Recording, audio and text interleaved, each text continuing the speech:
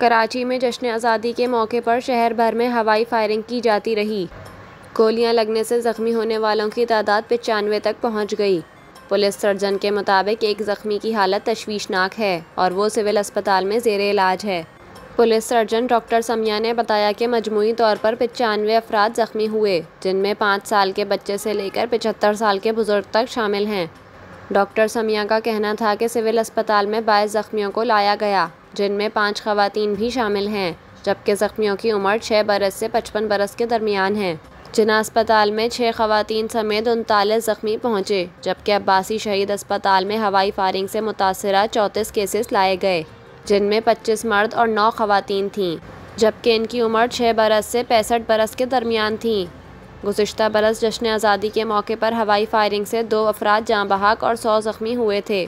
Police के मुताबिक 14 अगस्त की रात 12 बजते ही आतिशबाजी के साथ साथ शहर के मुख्तलिफ इलाकों में हवाई फायरिंग भी की गई, जिसके बायस 95 शहरी ज़ख्मी हो गए।